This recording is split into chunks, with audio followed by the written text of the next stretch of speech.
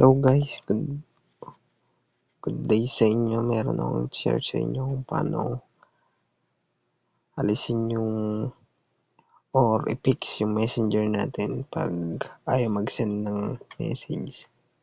Punta tayo sa ating mismong Play Store. And guys, then type natin yung messenger.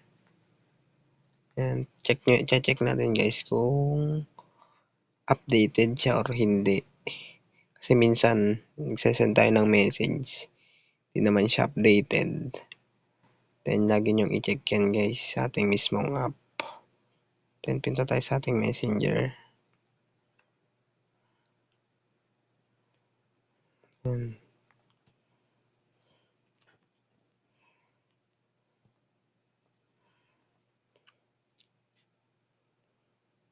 Yan guys, punta tayo sa mismong app info.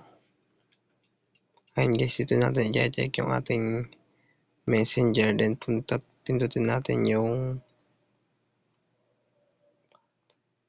clear cache. Yan, storage. Pindutin natin yung storage. Tapos pindutin natin tong clear cache. Ayan, para matanggal yun. Yan. Then punta tayo sa ating mismong messenger. Yan.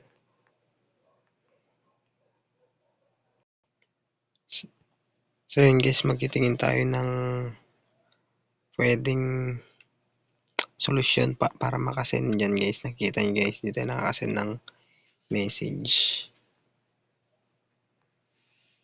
Kung nakikita nyo guys, dito nakakasend ng message. Alam nyo paano natin gagawin yan. Ito, tuturo ko sa inyo step by step para gumana, para makasend tayo ng message.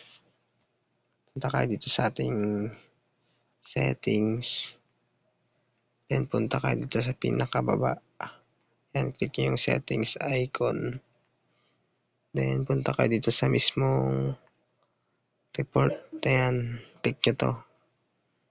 Cut device. Click nyo yun guys. To, i-click nyo report. Then click nyo to include. Ayan, may makikita kayong ganyan guys. Ang gagawin nyo lang guys, punta kayo sa may camera. Then upload nyo yung so guys. Yan guys, di ba na-upload nyo na dito? Pipindutin nyo naman itong chat. Ayan. Yan guys, chat naman lalagay nyo dito. Then punta tayo sa ating note. Ayan, ito yung lalagay natin. Ayan.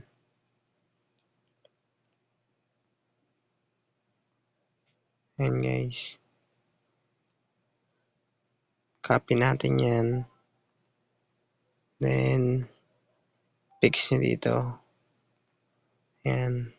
Ito lang guys, step by step. I-click nyo na yung send message.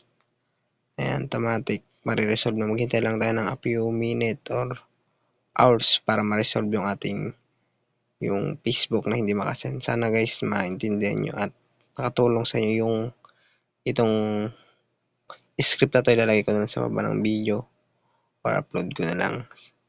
Guys, thank you for watching. Ganyan lang guys.